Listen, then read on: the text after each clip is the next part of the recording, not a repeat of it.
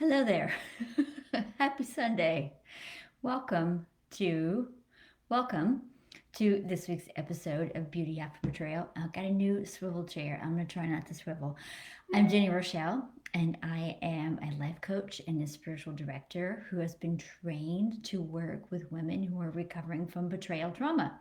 And this week I wanted to talk about what it means, IMHO, in my honest opinion, and based on a whole lot of research that I've done and lived experience of what it really means to recover from trauma, from betrayal trauma. And of course, the research that I've done is really like based in a lot of it in trauma, big picture, but I really have a narrow focus on what I do and the women that I support who are recovering from betrayal trauma. So, first, I thought we should talk about that. What is betrayal trauma? And give you a working definition of what that is. So, this is a term that was originally invented by a woman, a psychologist named Jennifer Freed, who was working with children who had been abused by caregivers. And she developed this term, betrayal trauma, meaning that when a person or an institution that we rely on for safety and security betrays our trust. So it's pretty simple. And also, I hope you can see like how broadly it can be applied and how many variety of experiences and losses can fit into that category. So think of everything from worst case Catholic Church sex abuse scandal. People like relied on the church for, to care for them and provide for their families. And really, honestly, the church sort of equals God and the power of God to people. So definitely betrayal trauma there on a order of magnitude is pretty significant. All the way from that to like when we lose our job unexpectedly because we rely on that for safety and security and stability. So, this broad spectrum, and certainly the experience of your husband or your boyfriend being unfaithful and betraying you sexually, romantically, however it showed up.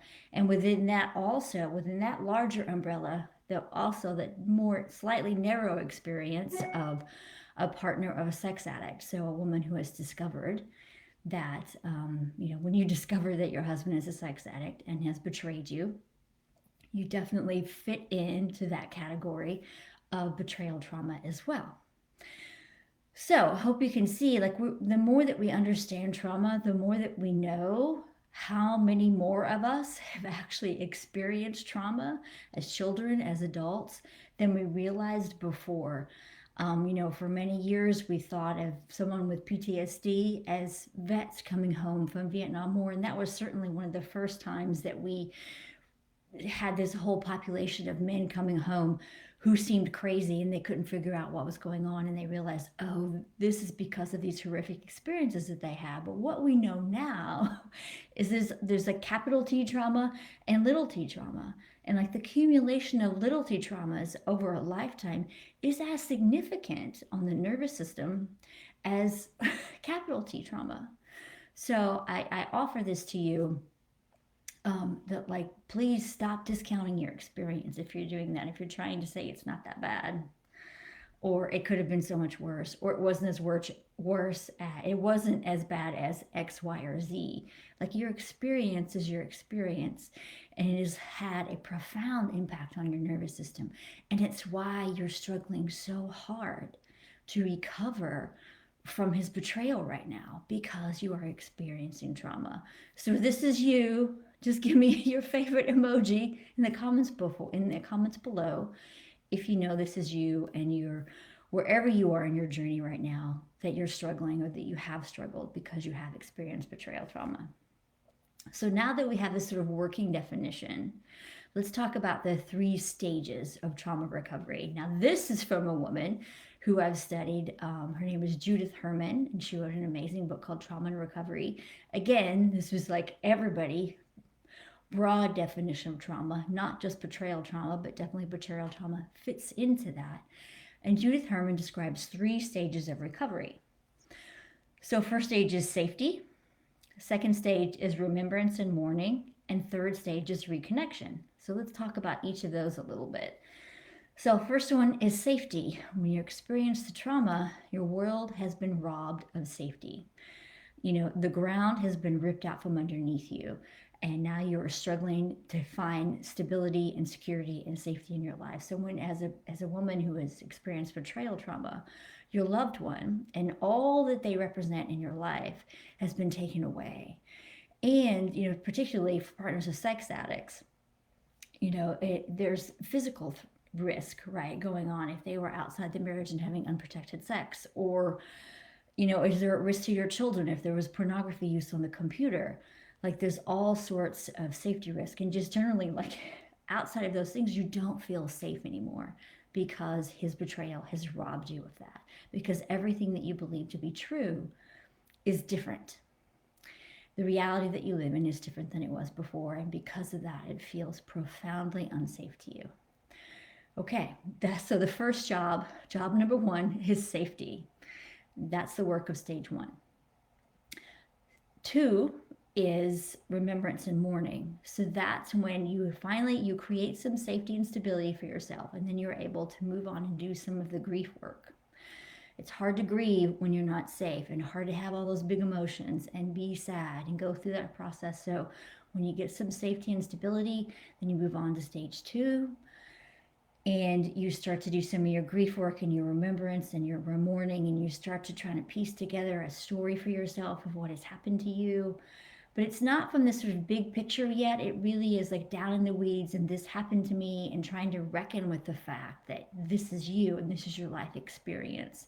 And still a little bit of like this existential crisis, like, who am I now that this has happened to me? And the things that I believe to be true, my memories, are now all tainted because I know all this other was going on behind the scenes when that was going on. So who am I now? And what is the reality? And there becomes like this sort of split between what you believe to be true and what you know now is true. And it's this sort of painful process of trying to reconcile those two things. And it's really difficult, and it takes a while for partners of sex addicts and women who've been betrayed to sort of come to terms with that. And for me, like, trying to make them fit back together again made me crazy. And I finally just had to accept both things can be true. For me, when I lived those experiences, my reality was true. Also, there was a whole double life going on behind my back that I didn't know about.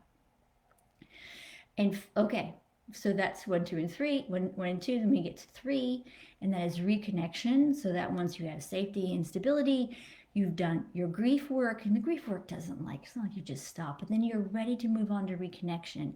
And that's like this post-traumatic growth, like this beautiful, beautiful time in a partner's life, and a woman who's been betrayed in their life, where they're ready to stop being a victim. They're ready to stop letting what happened to them define their lives, and to focus on themselves and reclaim and rediscover who they are. And here's the thing that I believe is that you can't actually go back and be the woman that you were before the trauma happened. I just don't think that's possible.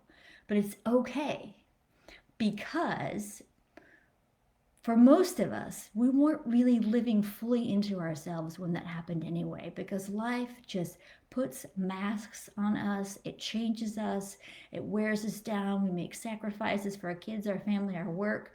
And so now that your whole life has been leveled to the ground, you have this amazing opportunity to rebuild your life from the ground up and be the woman that you want to be. Now you're older, you're wiser, you have more resources, you have this amazing support system in place that you've been forced to put in place because of the trauma and to recover. So now you get to reconnect. Your relationships as you knew them are over, but now you get to build new ones based on who you really want to be. And the most important relationship that you get to build at this time is the one that you have with yourself. This is when you stop making concessions. This is when you stop betraying who you are and what you want for anybody, and you start showing up fully, authentically empowered. And it is a painful, creaky process, but it can be done. And this is why I know when you do this work, there's so much joy in your future. So much more joy and happiness, hope, healing, love, so much to look forward to. Like, this is what I talk about your comeback moment, when you're ready to be like, all right, I'm done focusing on the past and I'm going to focus on me and my future and building this life that I want. Okay, is that everything I want to talk about today? I think that's all the things I want to talk about today. So, two last things in terms of the work that I do. I have groups that I work with, partners and women who've been betrayed, and groups are sort of, stage one. It's really about safety and reconnection and building stability. And we sort of learn to create safety and stability in new relationships in this really sweet container of sisterhood. That's the power of group. It's like nothing else. And then the other piece that I do is like the Beauty After Betrayal 6-month program that I do is for stage 3, reconnection, growth. It's me. It's all about me. I'm ready to focus on me. And those are like the two sweet spots that I found that I really, really love to work with partners and women. So if you're interested in learning about any or more of those, you can go to my website and read all about how to work with me, jennyrochelle.com. Until then, I will see you around the gram and the Facebook, and I'll see you here live next weekend. Love to you all.